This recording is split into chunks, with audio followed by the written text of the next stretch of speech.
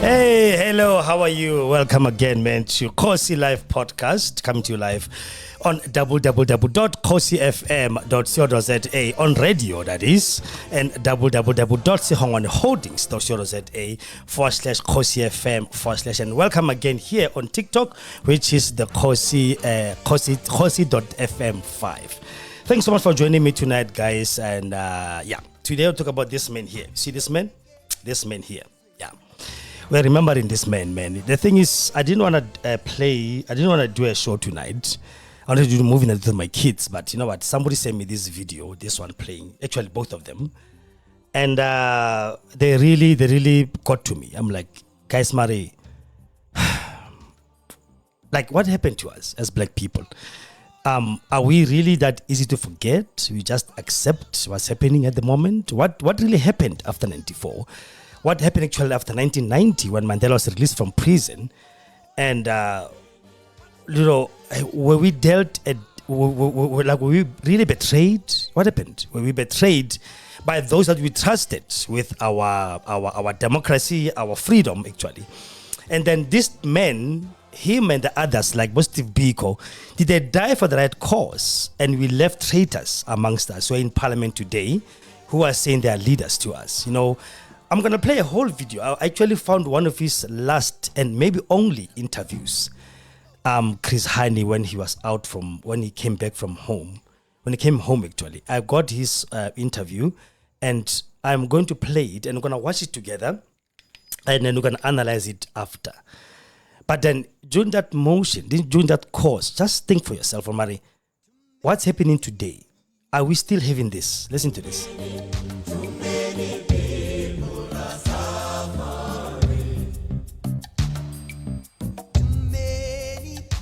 You understand?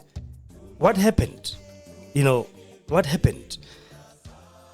Do we blame the ANC? Do we blame any other party in parliament? Who do we blame for today? And if you're an ANC member, please join me.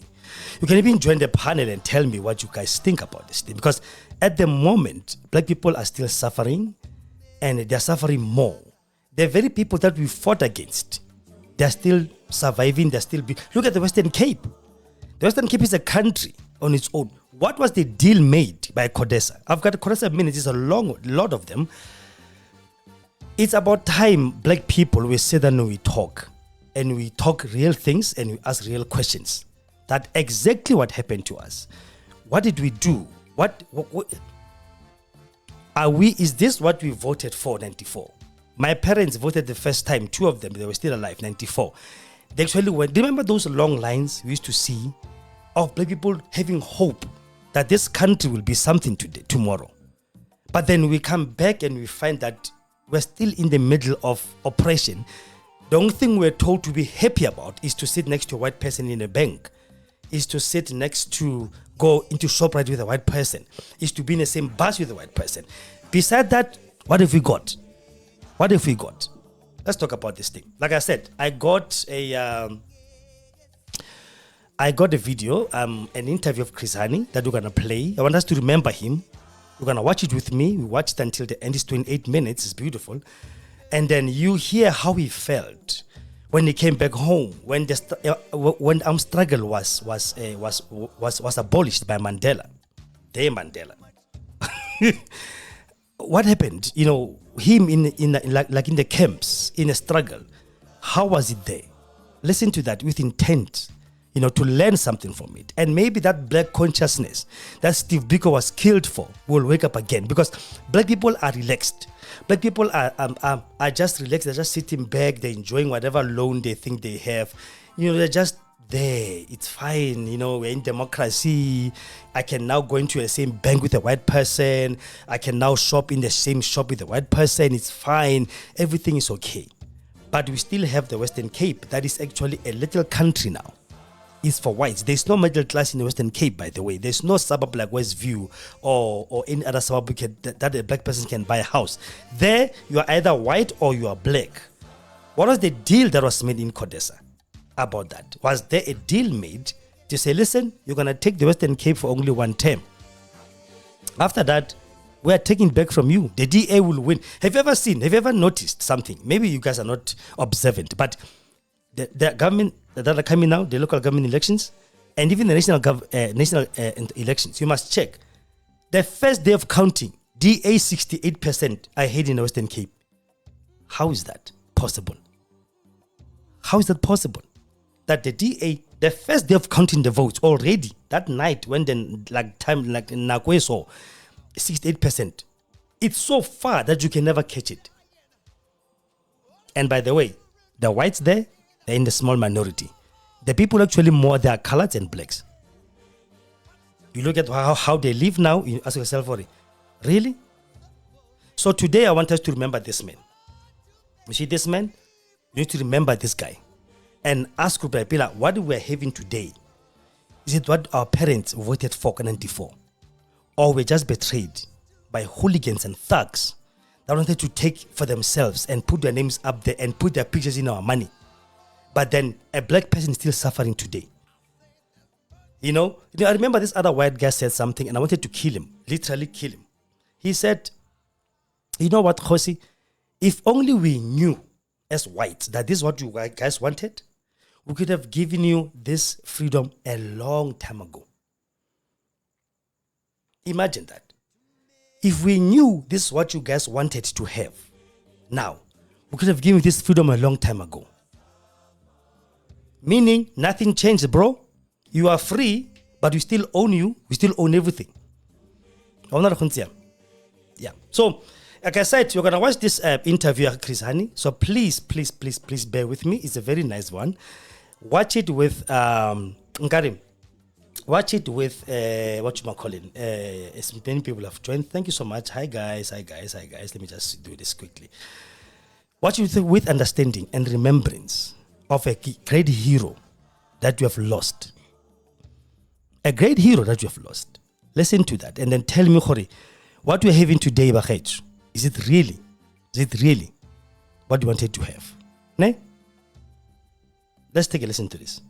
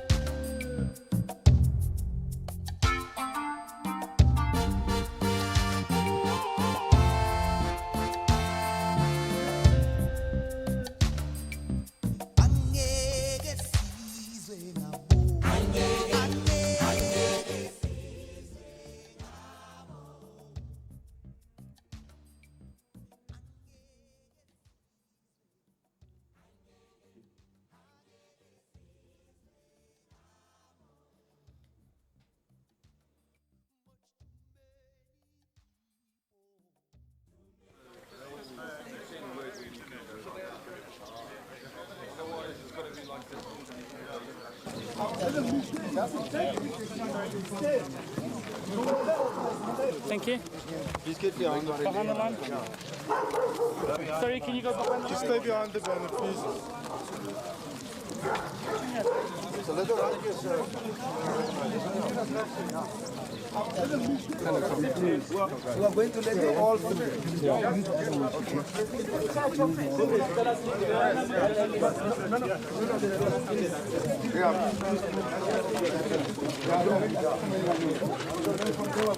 Jerry, no more people coming. Hold on, we are now going to announce Not, wait, hold on. Hello. Ronnie, not everybody at once. Then we can. This way.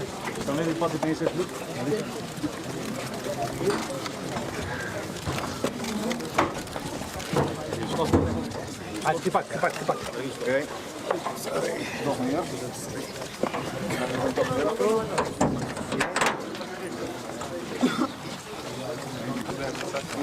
All right, this is after he was shot, and I just want to stop it there for those who doesn't know what's happening at the moment.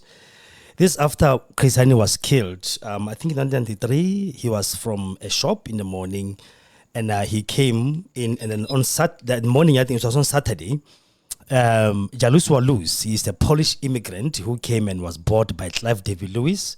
He shot him on his driveway to death. So that is when people are now seeing what's happening and people are coming to see what's happening and all that. So that was the moment that he was shot at, right? So we're going to go to interview right after this. It's just going to give us a little bit of context of what is happening. So let's continue. Well, Brian, I tell you went right for the mind too. So we square.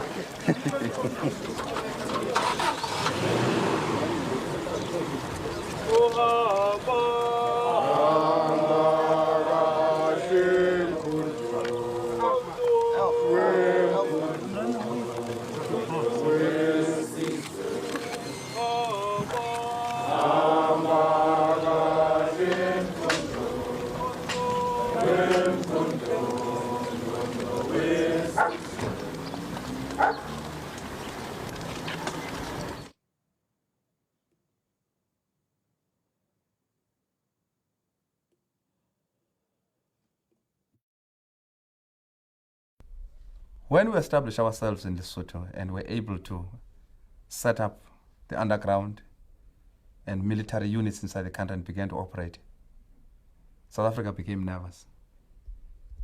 They decided to eliminate me in 1981 by sending an agent to plant a bomb under my car. That attempt was abortive. Then they made 2 other attempts to get me killed. In 81, rather than 82 or 81, I'm not sure, they sent units of the SADF to go and kill as many of our people inside the suit, including refugees. Because their intelligence was faulty, they thought that I was in the country. They tried to attack the flat where I used to stay. But just a flat away from my own, they attacked, convinced that I was in that flat and killed the locals. So this was a measure of desperation. It was not only in Lesotho. They went across Mozambique and killed refugees, and a few of our comrades, they went into Botswana. They were crazy. They decided that they were going to take off their gloves and that they were going to kill anybody who harbored us, who was unfortunate to stay next to us, whether he was a Mosotho, a Motswana, a Zimbabwean. That was the nature of the frenzy existing in Pretoria. It makes me actually realize, you see, with impatience, the need to defeat, this regime. And I don't mince my words when I'm speaking about this regime. I hate it intensely. I hate it. Every time I stand on a platform, I'm reminded of these gruesome atrocities. I'm even reminded of my own children. If they had succeeded, they would have killed. My children were, at that time, one of them was 2 years old, another one 10 years, a baby. And I saw it as basically an inhuman regime, a cruel regime. People who were fighting for a right to oppress the majority of the people of this country. And I disagree with a lot of people who think that de Klerk and others have changed. Because de Klerk and others have done nothing about removing the forces that they created. It's not just Hammer, Van der Vestes, and Gert, Hugo, or whatever his name. It is those people who strategized and worked out the strategies and tactics of destroying us. De Klerk, Rolf Meyer, Adrian Flock, Magnus Malan. Big Potter, who were in the center of the strategy of killing people, in the State Security Council. And therefore, that's why some of us have got reservation about the amnesty they are talking about. Before you consider an amnesty, let us see what they did. When we were coming back, they forced us to fill forms to say, what did we do? And I think that should apply to them as well.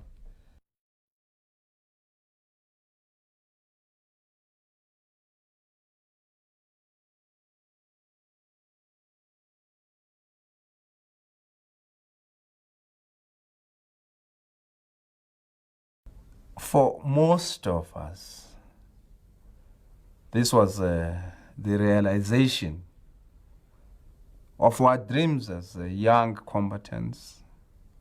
We had been given very, very, thorough training in the Soviet Union, and we had undergone a lot of physical and military preparations in Zambia, because we established a special camp in Zambia to prepare ourselves both physically, mentally, and militarily. We had exercises day and night. We embarked on long marches. So we had prepared thoroughly for this thing. So when we crossed the Zambezi, for us this was the real thing. For the first time, we're going to get involved with the real enemy. In our camps, we had been shooting at targets, paper targets. Now we're going to get involved to see, pitting our strength, testing ourselves against the other side. And we were quite happy. I was very, very happy as a person. I think I was among the first to cross the Zambezi River in a canoe. And, we decided to choose the most difficult and impassable part of the river where there were gorges. And we were doing this at night. It was dark, but we made it, you see, because we're fit, actually. We're really specimens of physical fitness. We're carrying our weapons, you see, AK-47, machine guns, grenades, lots of ammunition. And those rucksacks were heavy, but we didn't feel it. It was one of those memorable days in my own history. I look back to that situation with vivid memories. When I was in Zambia, whenever I crossed, visiting Zimbabwe before I came back into the country, I would make a point to drive through Livingstone, Victoria Falls, stop next to the Wanke Game Reserve, and just have a look at that general terrain, you see, because one thing I can say, it took the Zimbabwean security forces a long time before they knew of our presence inside Zimbabwe. In terms of our ability to orientate ourselves on the terrain, we had no problems because we had accumulated a lot of knowledge of topography and map reading. We were able to detect from our maps and to place ourselves. We knew exactly where we were. We had a clear picture about the next part of the terrain in which we're going to move. And one thing outstanding about that unit was its ability to take positions during the day, especially when the cover, in terms of vegetation became sparse and poorer, and moving at night. We were able to use our knowledge of stars to guide us in terms of the direction of our movements. And in a way, because we studied these maps before we crossed the river, we had no problems. And deliberately, we had decided to avoid physical contact with the people until, you see, we had established ourselves inside Rhodesia, because we're quite aware that, early contact with the people would lead to a situation where some of them might inform the other side. We're aware of the reputation of the Rhodesian security forces in terms of, setting up a network of agents in the rural areas and in the villages. So I would think that, you see, for the first few weeks, everything moved according to plan. It ticked very, very well, and there were no surprises. Except that what worried us was that 2 or 3 comrades lost their way at night. We could not establish contact with them. And that worried us because we had a fear, a premonition that they might fall into the hands of the enemy and therefore disclose prematurely the presence of the detachments in Rhodesia. And that turned out to be the truth. Photo planes would start at, very early in the morning at 6 o'clock. This was in winter. And I think about 11 or 10, a report came that there was a movement of trucks. We had already passed now the Wanke Game Reserve. And then, of course, we took positions. We saw these trucks carrying soldiers, and some of the trucks, pulling, water geysers. And it was quite clear that this was a detachment of the Rhodesian army deployed against us in the field, day and night. But for some reason, although they passed probably 100 meters from us, they pass on. But after they had passed, I would say 4 hours or 5 hours, they must have detected our general position. Because earlier on, there had been exchange of fire. And after that temporary exchange of fire, we noticed that 2 of our comrades were missing. They'd gone to look for water. Those 2 comrades were Ernest Mudulo and one comrade called Mampuru from the Northern Transvaal, from Segongane. And their disappearance now confirmed our fears that that exchange of fire must have involved them. And that necessitated, urgent preparations on our part to prepare for battle. Then all of a sudden, I think at about 15 hours, there was a rapid fire towards our direction, a bit wild, with frequent shouts calling upon us to surrender. And the call to surrender was followed by shouts that we were surrounded, it was useless to fight, terrorists surrender. Now, those of us who were in command now said, look, chaps, nobody is allowed to pull the trigger before the target is properly identified and seen. There must be a clear economy of ammunition. We don't know how these battles are going to last. We have no supplies. So every bullet is precious. So there must be no panicky firing back. Now they continued firing and clearly worried about our silence. There was deafening silence, a lot of tension. You must remember this was the first experience of a battle. None of us had ever been fired at. And I can tell you, it was frightening because these bullets were passing very close to us, over our heads. And I remember some comrades actually panicked, and there was one who came to say to us that he was wounded, and we discovered that he was not wounded, he was just panicking. But the arrogant enemy stood up to say, one of them said, where are they? Can you see them? They had thrown caution to the wind, and I suppose they thought that we're scared. And our comrades said in Zulu or Xhosa, Nankuya. And man, our fellows just opened almost at the same time and shot 2 of them. And fortunately, the guys they shot were the commanders. And you see, a regular army, unlike a guerrilla army, depends on a commander. The commander is the key person. When the commander is, killed or wounded and is unable to command, you see, the morale of the regular army is affected. So there was a lot of panic on their part, and they began to run away. Then we began now to chase them and to really, dispel the attack. We neutralized the attack. And we discovered, you see, for the first time that, look, we are dealing with people who are also very afraid. Because in running away, they left behind their weapons, their supplies of ammunition, food and everything. I mean, that is sort of a very undisciplined way of retreating. You see, you don't retreat and leave behind your guns, you see, because how are you going to fight again? So they ran away in a very disorderly manner. And that was our first baptism of fire. We're baptized now. We're stronger. We had, the fear was gone.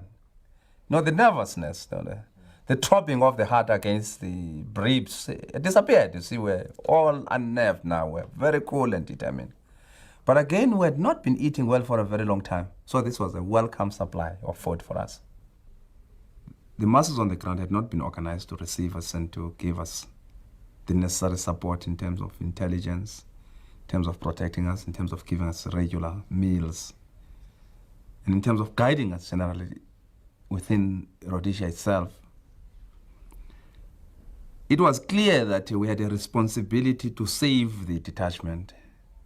It would have been wrong militarily to fight to the last man. We had beaten back the Rhodesian forces a number of times. We never lost a battle. And every time we beat them back, but we also suffered a few casualties. Probably 6 to 7 comrades who died there. And after thorough examination of what suddenly shocked us, the openness of the terrain as you move towards Plumtree, towards the Matabeleland, with no trees except some shrubs and no mountains, we felt that now we're beginning to be a sitting duck in terms of the enemy's planes. The planes of the enemy had bombed us twice. I mean, the jets and the helicopters. And that sort of compelled us to take a decision to retreat to Botswana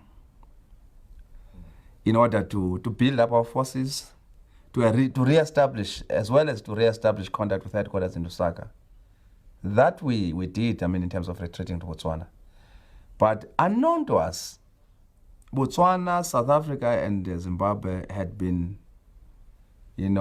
pulled into the question of looking for us. Of course, probably with different motives. Rhodesia and South Africa definitely to search and destroy. Botswana to identify us and arrest us and negotiate with the ANC about our presence. So when we went to Botswana, after a few days, we were discovered.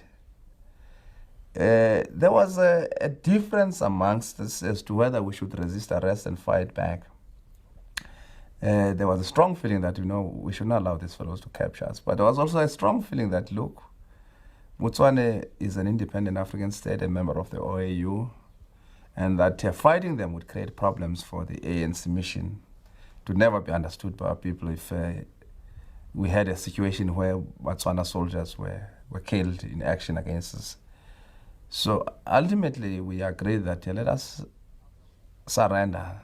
After we had been assured by the Botswana officers that they were under pressure from South Africa and that we wouldn't be imprisoned, we would just be allowed would be sent back to Zambia. So after some time then we surrendered. But they never kept their word. I think they were under pressure from South Africa. They were afraid. I mean, clearly the government was afraid. They had a small army, small police force, which could never stand up to the bullies in Pretoria. So the price they had to pay was actually to imprison us. We were sentenced to long terms of imprisonment, 4 years, 5 years, 6 years, and we served sentences in the Gaborone maximum security jail.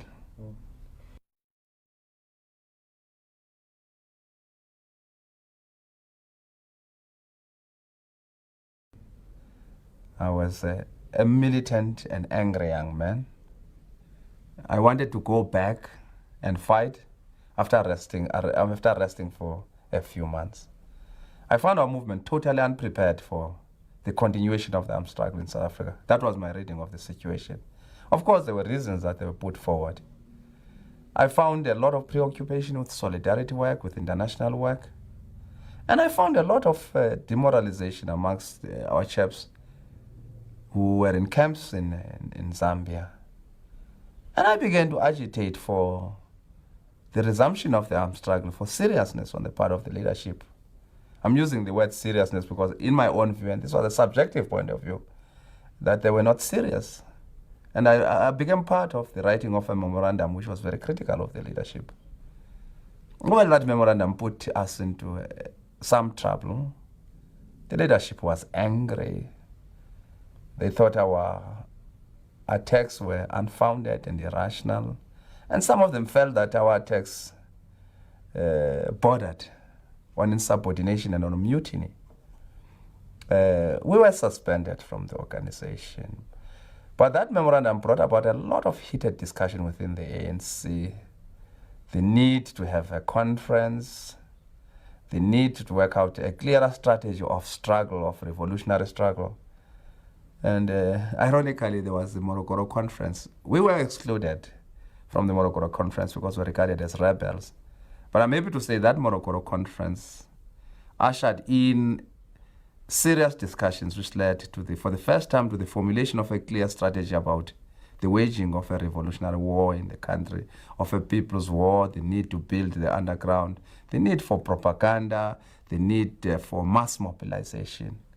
So despite the fact that, I sort of suffered as a co-author of the document in terms of isolation, in terms of suspension, but I felt that I was going to accept any sort of punishment, because I told the people, though some of them thought that I was a traitor, that my basic objective is struggle in South Africa. I could have left, as others did, and to go and study. I had a degree from Rhodes University. But I felt that I was not going to go and study. It was my revolutionary duty to be part of the armed struggle of the revolution in South Africa. So I was able to understand, the anger and the bitterness of others. And but I felt that, whatever they said, I was not a traitor. I had no malicious intentions in writing that document. That document was a product of my own subjective feelings about the need to intensify the battles inside South Africa. And I'm happy that, we remained and they continue to be part of preparations for the continuation of the political and military struggle inside our country.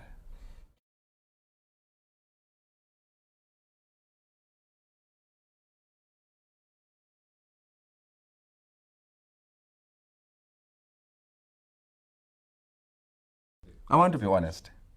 I was annoyed. I was marooned in the Transkei when the decision was taken to suspend the armed struggle. My indemnity had been withdrawn. I spent more than 27 years in MK. I'd spent the best part of my life in an armed struggle against this regime. I was angry and bitter that this decision was taken without comprehensive consultation. That was my immediate gut feeling. I didn't sleep when our delegation was locked with de Klerk negotiating. I was waiting for the outcome. When there was that press conference early in the morning announcing the suspension of military activities, I felt like crying. I'm one of the people who have seen comrades dying, both inside the country and outside the country, in the struggle against the regime of terror in Pretoria. I know the names, I know the faces. I know how these young people put aside everything in life to concentrate in the fight against white domination. And I said to myself, probably this was the right decision. But why was it that there was no widespread consultation with those who were actually involved in the physical side of armed struggle? That was my initial reaction. But like a disciplined soldier, a disciplined member of the movement, the decision had been taken. I had to understand this decision. And when it was explained that it was important to maintain the momentum of negotiations, I was ready to be reined in to explain it to other comrades. And I did it. Because in a movement as big as ours, sometimes you've got to subject your own strong personal views and accept the views of the majority in the leadership.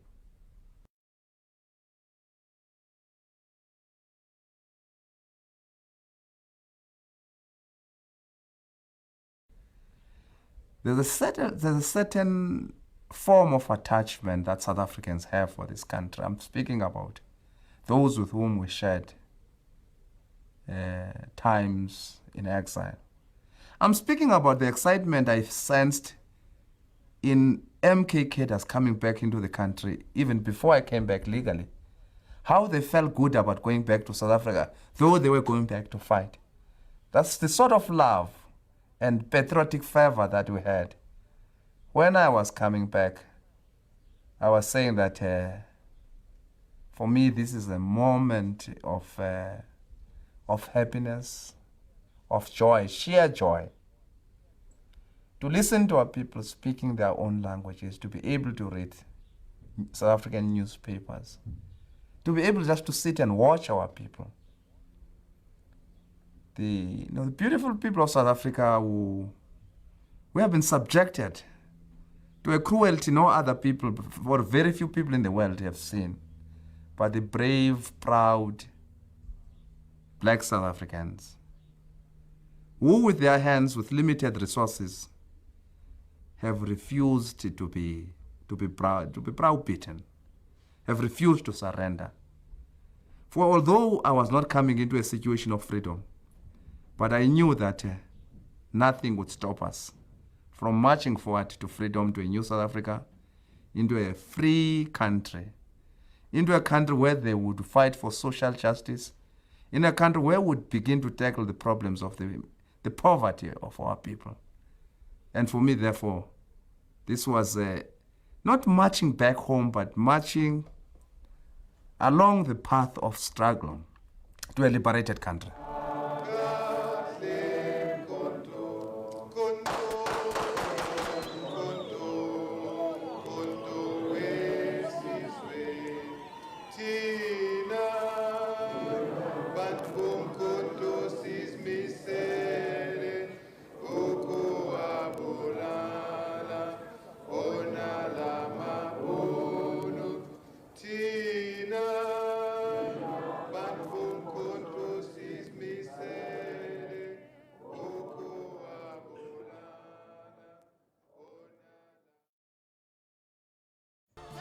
Yeah, sorry about that.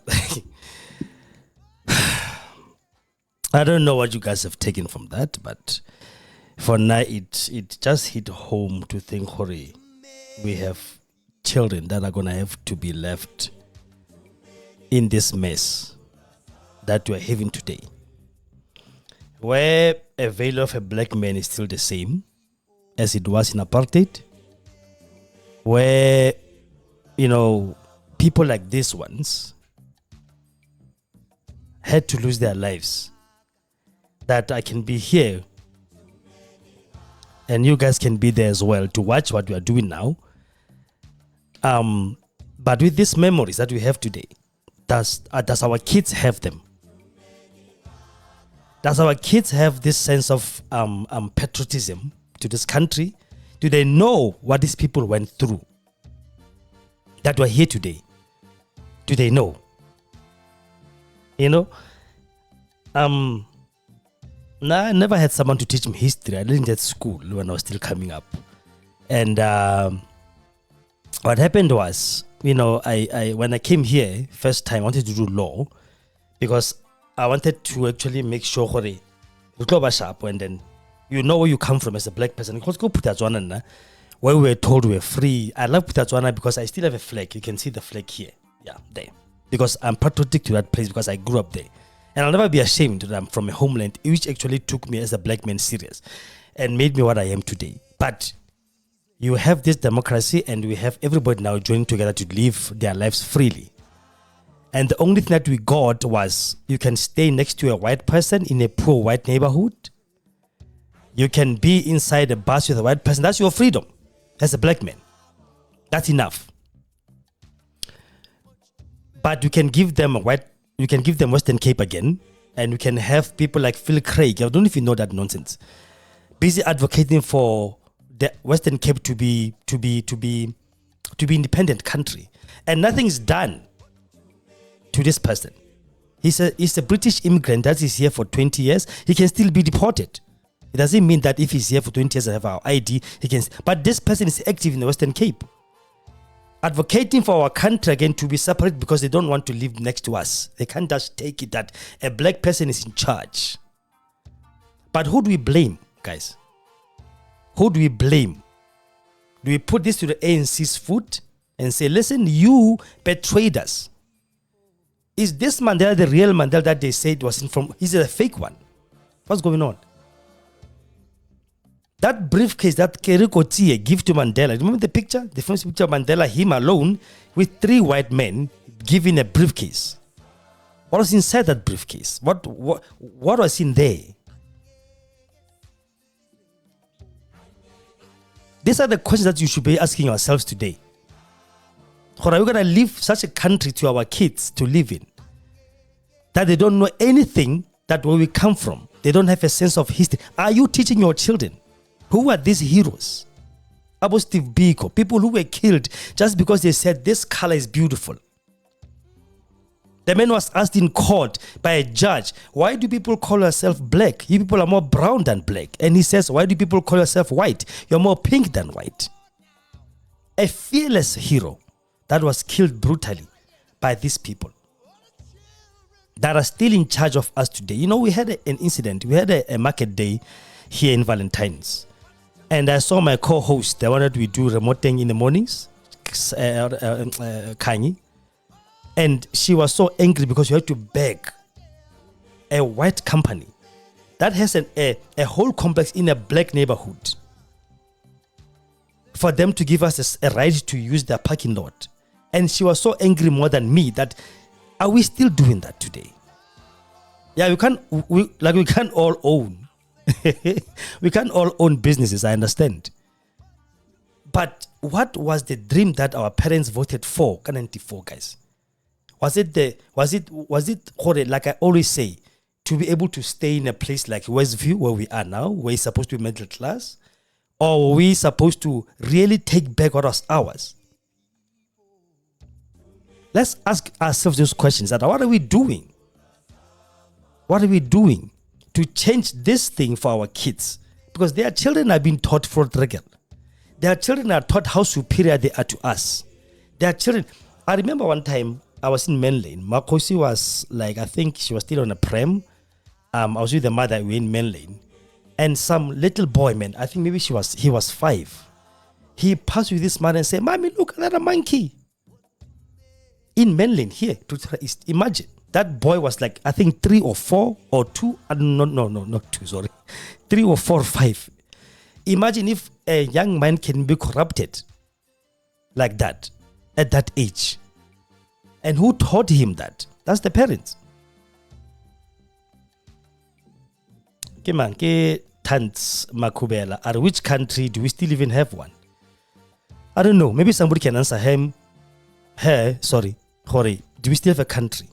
It's painful that we have lost people like this. We have lost people like this one to be given people like Abo Raymond Lamola. That boy is a boy, but he's dumb. I'm sorry. People like Fiki Lemba. Imagine Fiki Lemba being president of the country. Ramaphosa himself. We are giving these people in. You know, yesterday one of my co-hosts, Moreri, sent me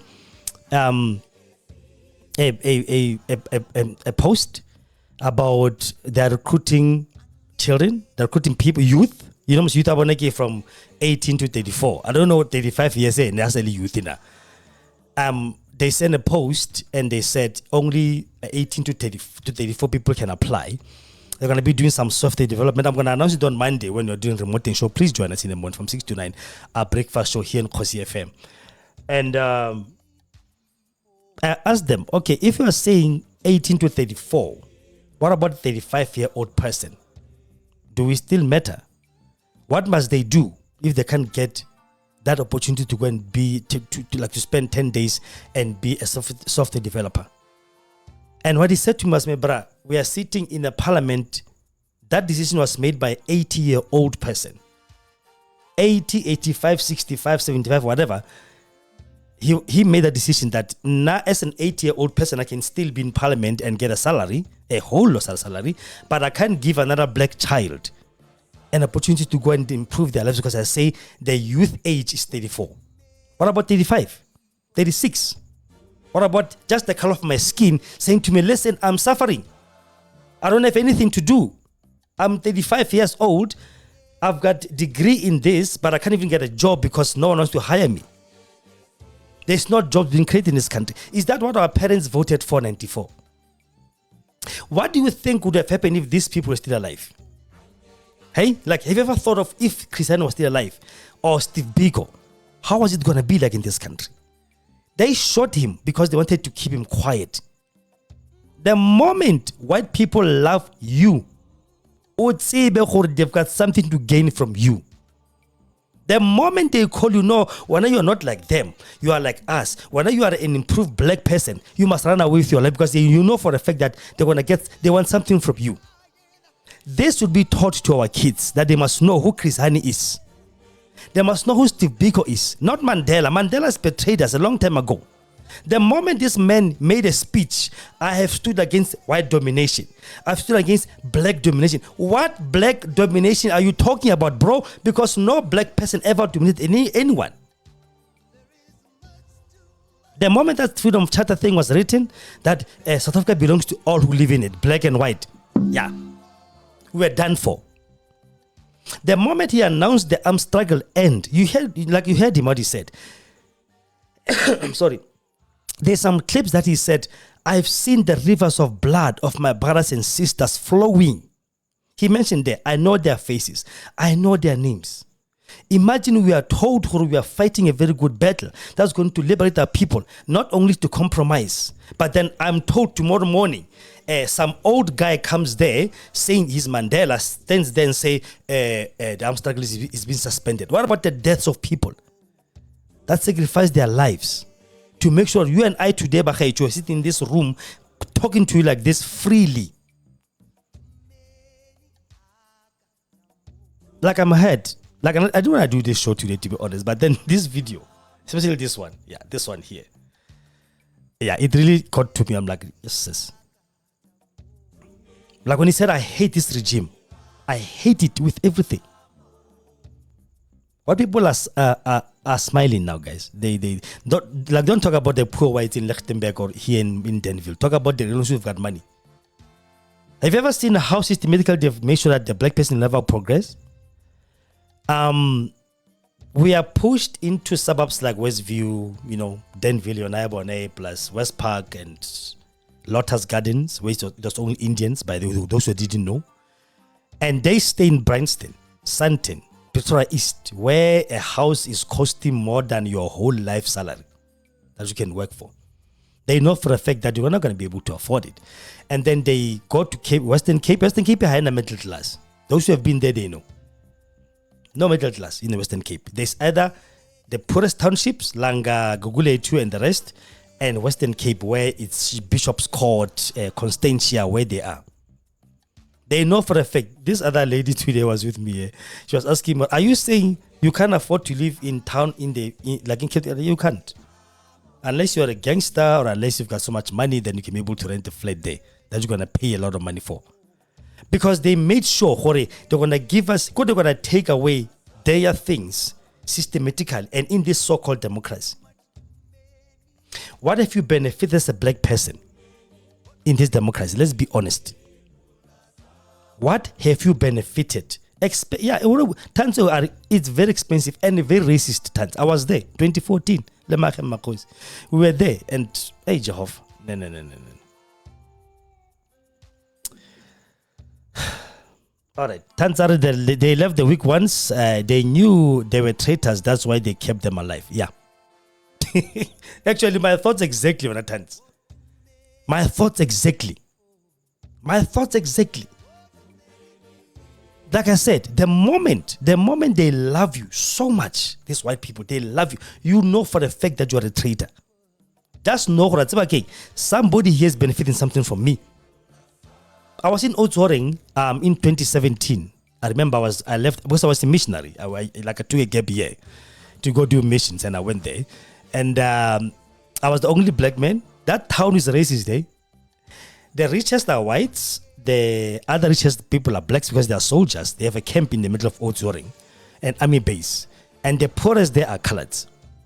So there was this festival called the KKNK, Ka in Afrikaans. Klein Karoo, Kanstefes something.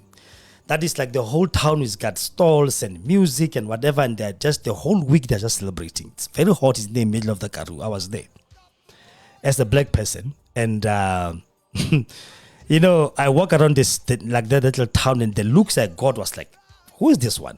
Because he doesn't behave.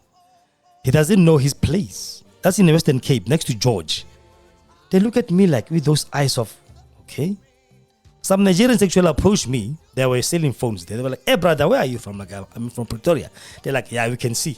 I'm like, with what? I'm like, the way you dress, the way you walk, the way you just portray yourself. You don't have any fear. I'm like, I'm from Gauteng, bro. I don't stay in small towns like this ones. But the way everything there is like, it's like we're still in apartheid. I remember we went to this other place to buy food. Me and the group, the all group were white. I was the only black there. And when you get there, there were tables all over the place with white people sitting there eating and stuff. And I was with this girl, Gina. She's white, but she hated being white so much. I don't know where she is now, but I hope to see her one day. And there was this colored lady with 2 kids. Do you know she was sitting on the floor? Like on the floor, just there by the corner. They bought food and they were sitting there. And there were empty tables.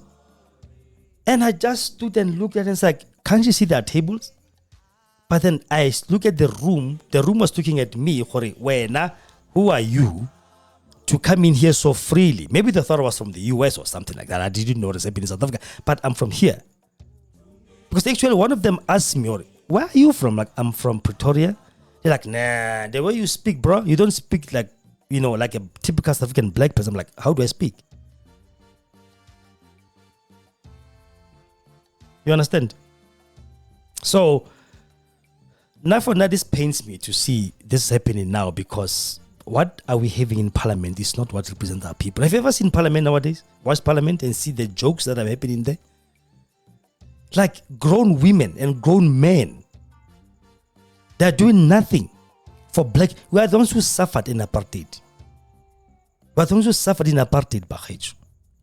Not the other people. Have you ever seen in Parliament how many parties are there? Like all black parties, it's a lot. Only 2 are white parties, DA and FF+. I don't know if there's another one. Maybe if there's anyone, please let me know on the comments. There's 2 parties. White parties. It's DA. I'm going to say DA, what party. Whether you want to deny it as a black person, that's your problem. It is a DA, it's a white party, we know that. And there's Freedom Fund Plus. The rest is us. Why can't we just unite as black people? Why can't we just unite as black? Sorry about that. Let me fix this quickly. Yeah. Why can't we just unite as black people and become one in this country? To say, okay, fine, listen, guys, we are going to dissolve all the other parties. We're going to join one party to make one majority South African party. That's going to include all black people. Imagine if that can happen. How far we'll get and how much will scare them, because the very thing that they're scared of is our unity. If black people aren't united, they're divided like we are today. That's why they can sponsor 5-6 parties. For example, Bosa, Yahamaiman, sponsored by Oppenheimer. Rice Muzanzi, Oppenheimer's sister. Which one other one? There's several of them in Parliament that are sponsored by one family.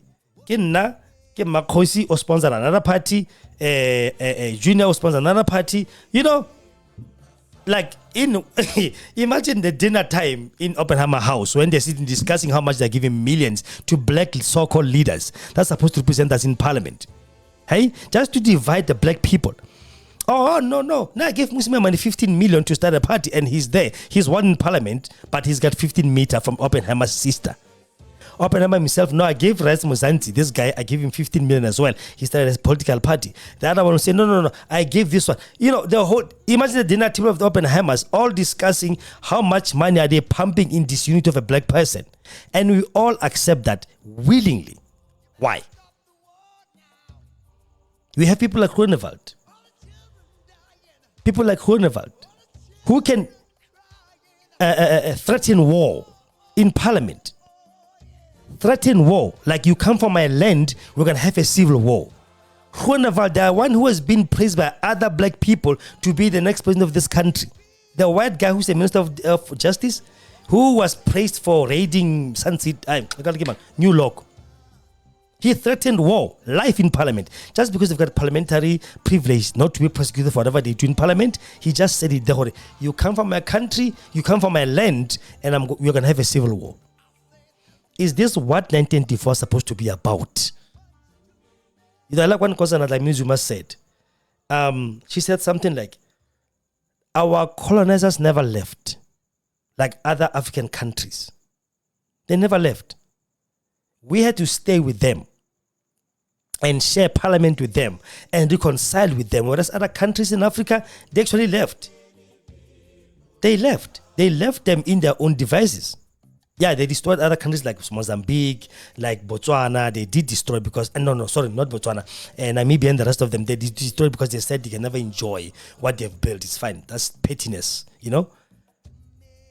But ours are still in parliament, guys, getting huge salaries and enjoying themselves and threatening war to black people that if you come from my land, let anseba handle.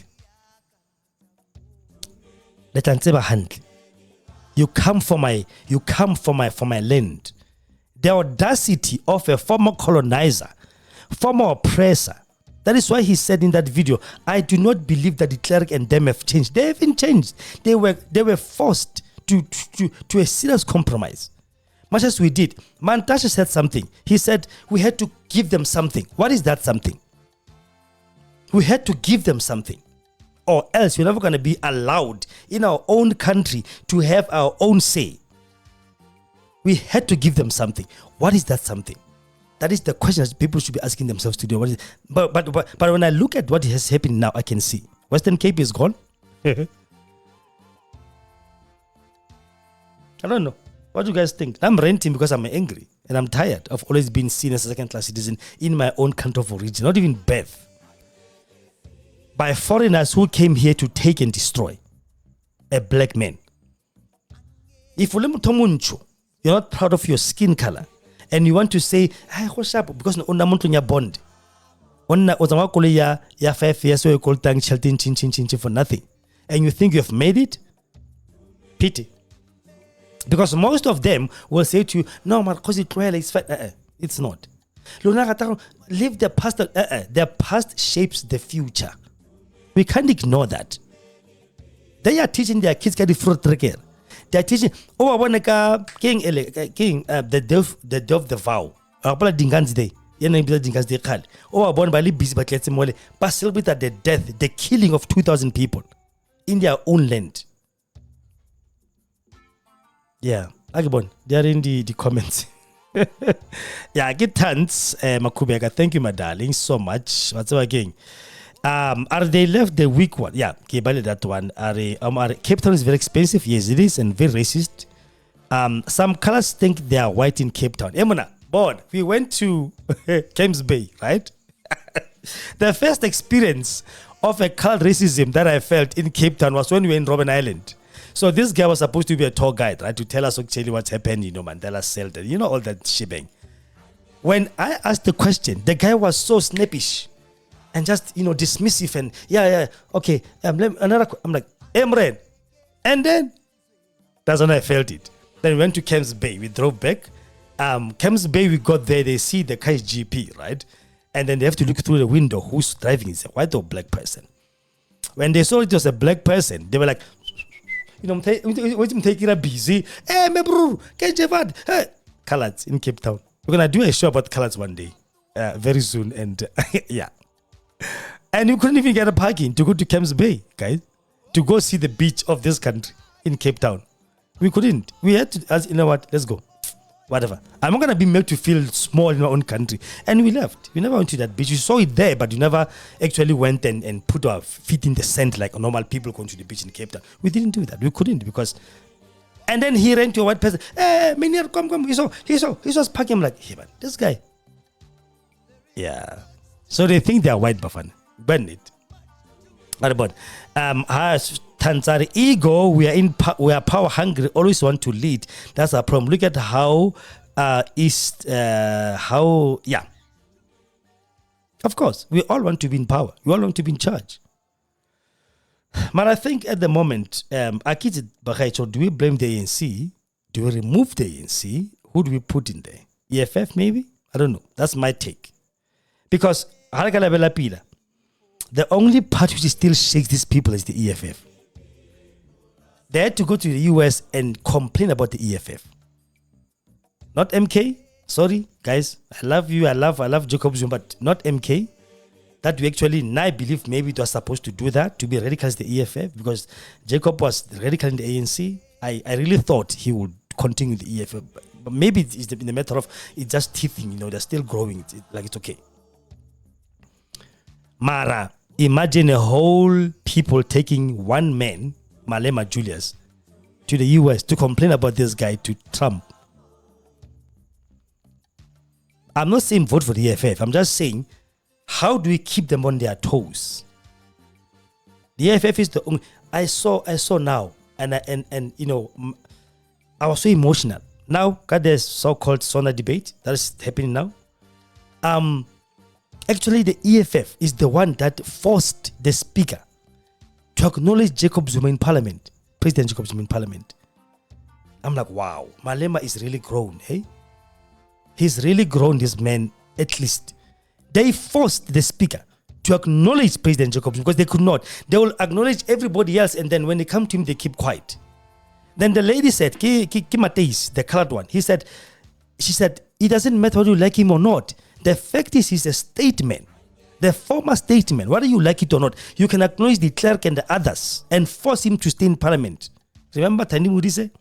Forcing the clerk to be in Parliament when he was still alive? But you can't even acknowledge your own former member and your own former president who was black like you.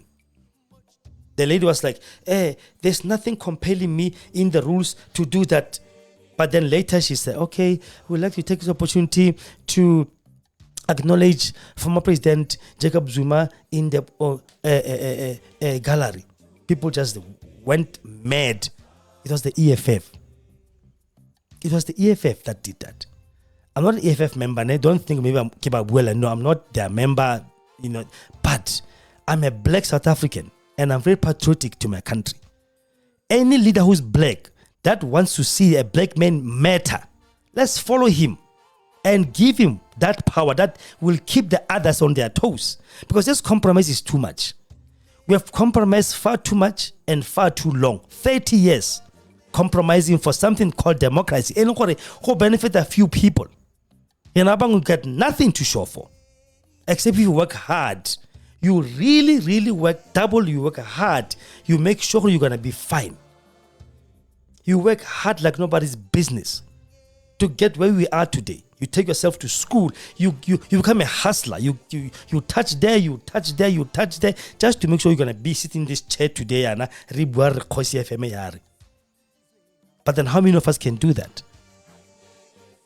How many of us, now I come from a very poor family, So I do know how is it like to sleep without eating anything. How to eat pap and water. Papaka meat. Papaka melek, what was my staple food. Papaka soya beans, remember? Papaka cabbage. I hate it, no, and I'll never put my kids through that to learn to teach them life, no. But that's how it is.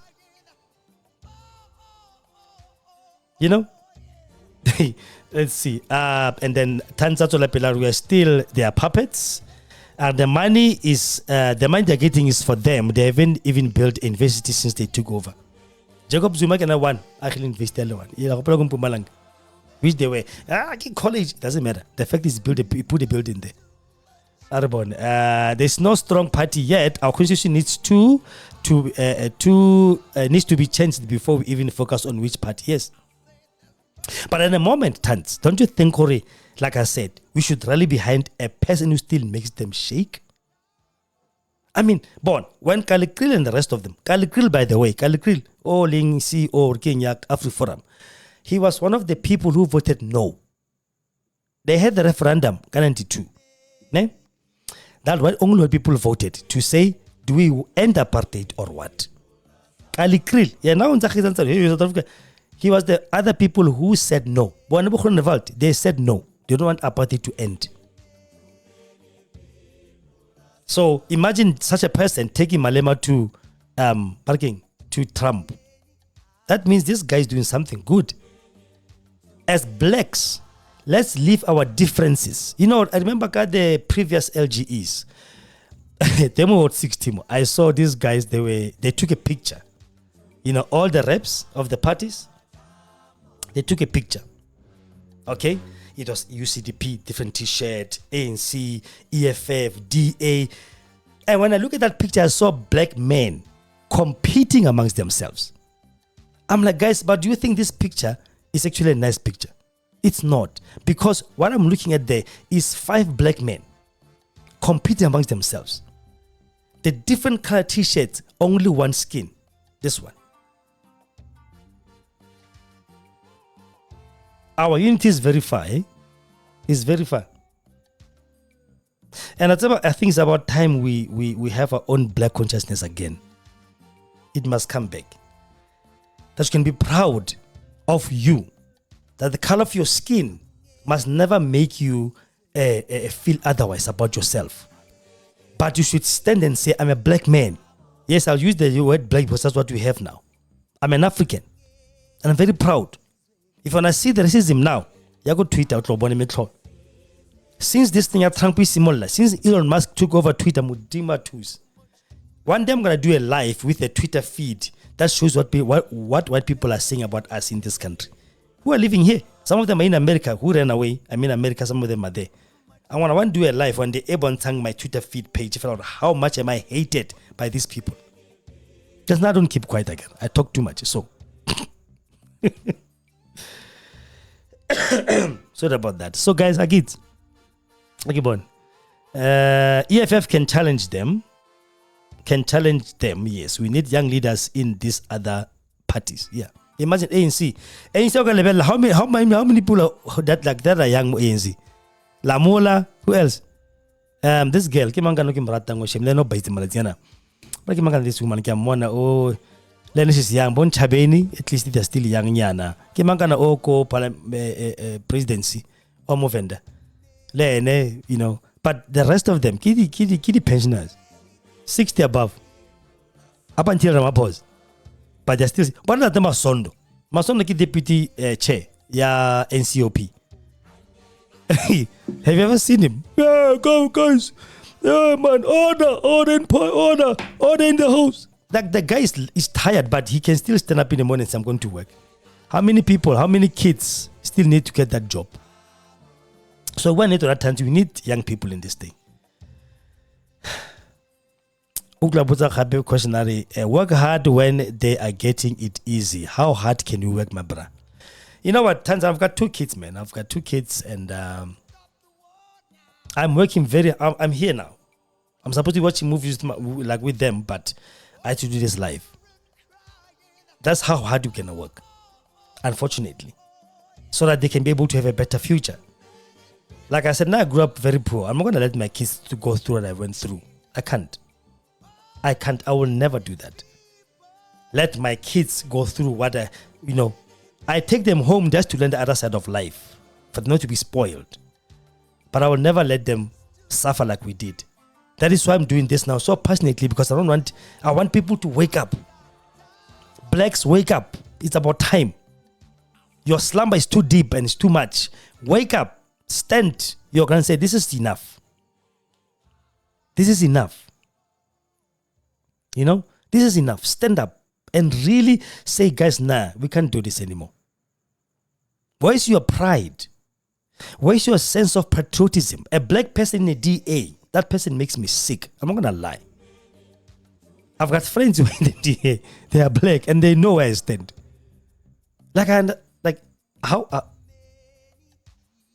Yeah.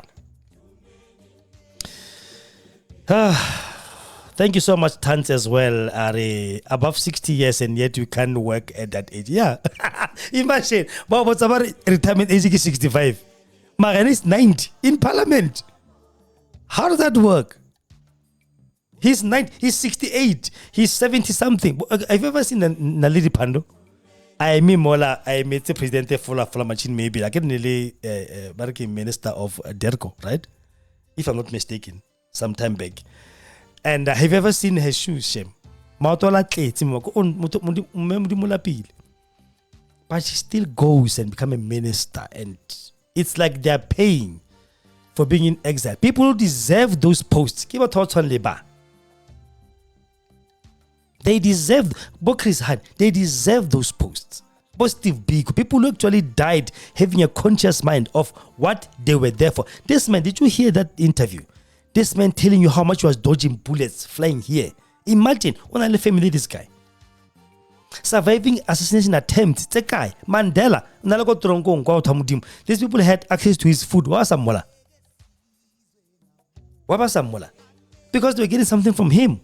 If that's not a fake Mandela, guys, when I'm listening how to get fake Mandela, I'm gonna do a live on that as well.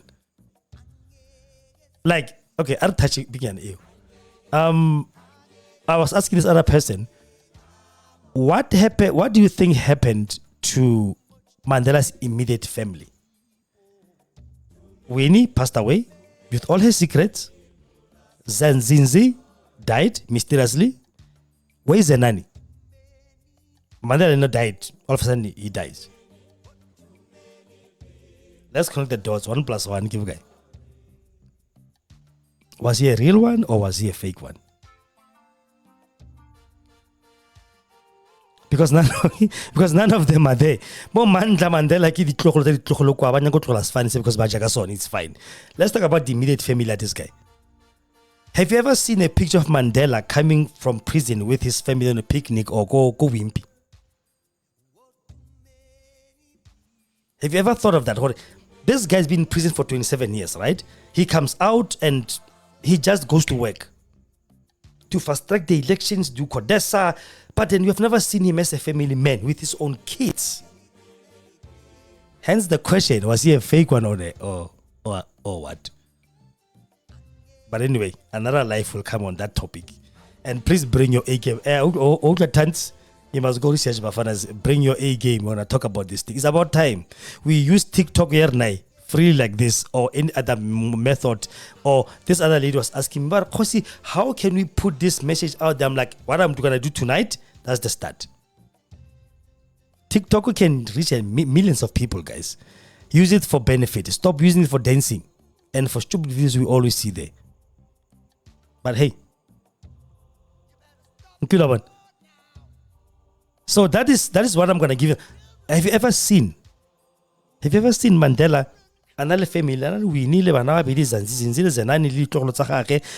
it's just a big family, picnic, or baleko wimpy or something, just having some breakfast together. As if since I go to 1990, no. So for sure we not another. I remember there was a scandal how Hakuru was close. Then Jiki there's a clip of him speaking close in like me in an accent of like, oh my god. They didn't think about that one, eh? When they conspiracy theory. Guys, I'm coming to you live on www.kgosiefm.co.za and www.segongane.holdings.co.za / Kgosi FM, and I'm coming to you live here on TikTok, which is TikTok on kgosi.fm5. Thanks for those who are watching. Since the beginning of this beautiful show, man, it has been beautiful for me. Thanks you so much, my love, for always commenting all this. It's beautiful to see people who are patriotic and be able to take time and their data to listen to something meaningful than you waste hours on TikTok watching nonsense FLNJ. It doesn't help you in any shape or form. Only based on the fact that should be the videos of people dancing and doing all this manner of nonsense. Yeah. But you took your time to come and spend how much? 1 hour 15 minutes with me here. Let me go to the comment. Okay, Tantare, thanks for being there. I'm happy to meet this live. My pleasure, my sister. Please do not follow us so that you can be able to know whenever we go on a live, then you can be able to join us. Ne?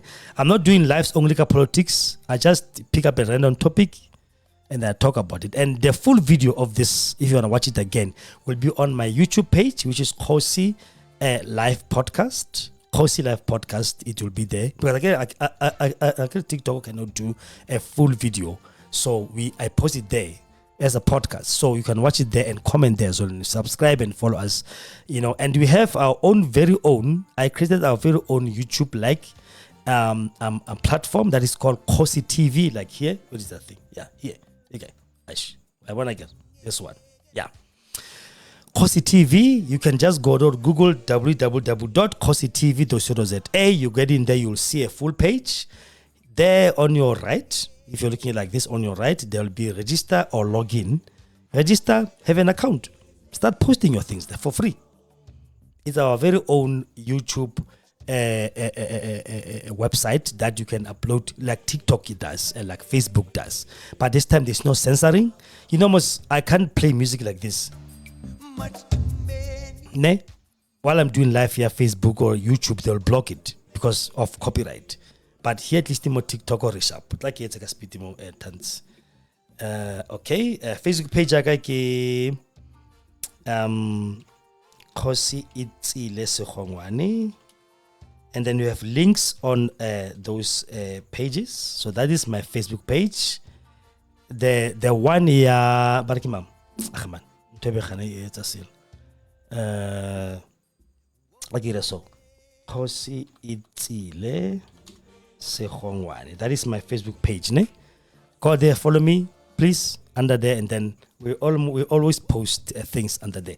And on that page, on the links, on the page, stay doing the extra, but Kgosi FM, Kgosi TV, you can get them there as well, right? That's my Facebook page. And the one that I want you guys to have accounts on, or can be able to upload your videos, more thing, Kgosi TV. .co.za. So you just go there, open up your own account, and then you start uploading with no censoring, with nothing. It's freedom. Okay, just don't put porn there or something like that, because I'm gonna delete it. I'm an admin. So if you wanna use that as well, please, let's do that. Because for now, to be honest, I was so tired of always having to depend. You know, I remember go YouTube. I got what happened go YouTube. I got video demo. I got a video of a white military training camp in Heidelberg, in Johannesburg, where they are training these white kids about war, the incoming war, because they are pronouncing and telling them there's a war coming, so they are preparing themselves. People are forming armies because they want a civil war, because they want to take back the country, by the way. And I did a live show on that. Actually, not even a live show. I did that an offline video. And they actually blocked the whole video. They said it was copyright. But the thing is on the internet, freely to be downloaded by anybody. So I got tired of being censored. That's why we created Kgosi TV, where you can be able to post anything and say anything you want to say. You can do this with your phone, record yourself renting one native, then post it there. It's fine. You can't do this. No. Ne? So Facebook, my two names. You can get it there. You'll see I'm having a mic and whatnot as we're doing it now. Just go there, follow me. Twitter as @Segongane. That's my Twitter page, my personal one. But there is one at Kgosi TV, Kgosi FM, and Kgosi FM is their Twitter page as well. But mine is Kgosi @Segongane, my surname. And then Instagram. Do I have Instagram? Yeah, I do have @Segongane as well. But there's another Instagram for Kgosi FM, so you can follow that as well and post your things in there. And then what else? Other handle do I have? TikTok, okay, yeah, Kgosi.fm5, yeah, Kgosi FM, this one. Mine is Kgosietsile Segongane as well. TikTok, yeah, getting. You can go there as well and follow us, and we always post stuff there. Ne? My cell phone number is 064 548 717. I hope this thing is here. That is my cell phone number. If you want to talk to me privately, that's my cell phone number there. WhatsApp me there. Let's talk. Ne? We own Segongane Media House, which has Kgosi FM, which I'm here now, Kgosi TV, the website I told you about, and Kgosi Music, where it's actually an actual music recording studio, where if you are a musician, you've got songs, you've got whatever, you come. We record you, we release you beautifully. You understand what I'm saying? So if you want to talk to me privately about anything, contact me on that number 064 548 776. Well, not privately, WhatsApp. Even today, it's fine. You set an appointment. If you are on Pretoria West, come talk to me, see me. Beautiful. I understand. Let's empower each other as black people. Let's stop always supporting the foreign things like body Facebook and whatnot. Let's rather we see a website like Kgosi TV. Let's bombard it. Create traffic into where advertisers can come and empower another black person. Don't be jealous or never. Let's not do that. Now something that you can come and promote. Talk to me, the same number. Talk to us. We'll talk about, okay, fine. We are a how can we help as Kgosi FM or as Kgosi TV? We come there with our cameras, we shoot your thing, we put it out there. Beautiful. That's how we empower it. That's how these people will never. That's how we'll never have to beg and grovel for other things. I'm a black man, guys. I'm an African and a black man.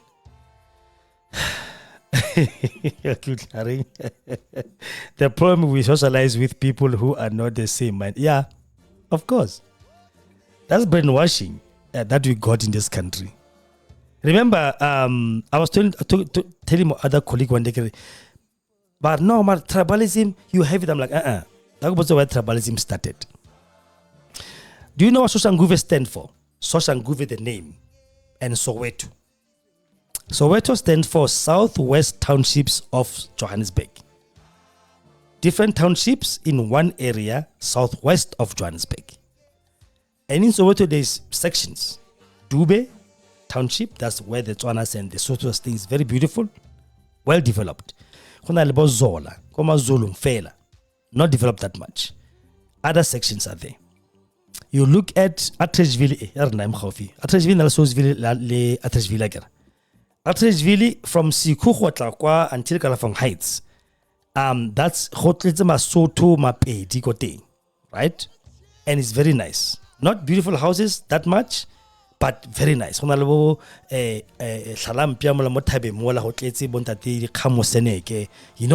the judges of very beautiful houses. Very nice houses there. Yago Solsville. Solsville is full of vendors and chongas, unfortunately. And it just got the hostel, the train station, because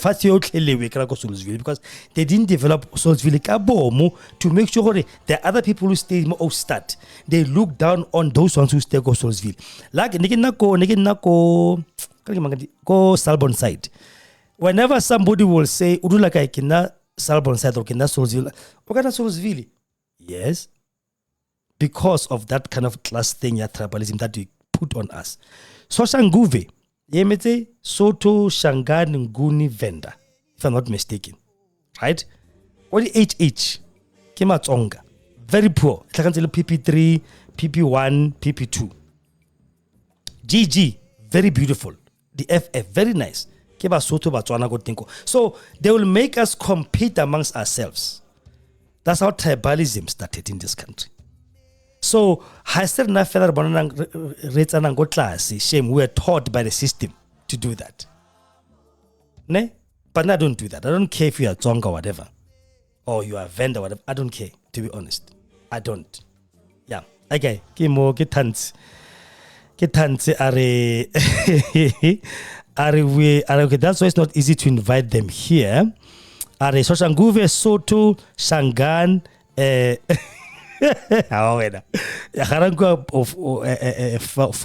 fell under Putatswan. So Soshanguve means Soto, Shangan, Nguni, and Venda. Nguni kima Zulu Matebele. So they were put in sections. Soshanguve, like you see what I'm saying. How could HH, block HH, kima Tsonga fell? People how come? PP2, Matsonga fell. PP3, Matsonga fell. And then you look at GG block which let's go Sutul Mapedi. The FFS same thing, but Sutul Mapedi. Batswana. And other sections as well. So they made us to compete amongst ourselves and see each other not as people. And then we look down upon Matsonga Rike Makwapa, Rabita Mainas Naksi, Mavendale Bonabita Levendale and whatnot. We look down upon them because the system forced me to look at my other brother and take them like they're nothing. You understand? So yeah. So they used tribalism when I turns Makubeka. Yeah. So they did that. Akbal another comment I forget all talking about Mandela, he fools us by saying he was in jail for 27 years. Yeah. And the other person did not agree, did not actually understand. Hagere Mandela has spent the whole 27 years in prison. Spent 19 years, I think, go Robben Island. Right? 19 of 27. The rest, he was in Portsmouth. The remaining 7 years, I think, he was in Portsmouth, but in a, more Victor Foster, in a house with a pool and a chef.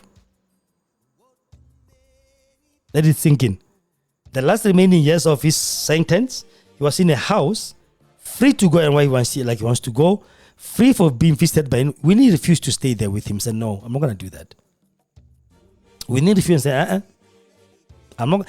This is a betrayal of our people. Winnie Mandela said, no, I'm not going to live with you. I'm going to stay in Soweto. No more sharp.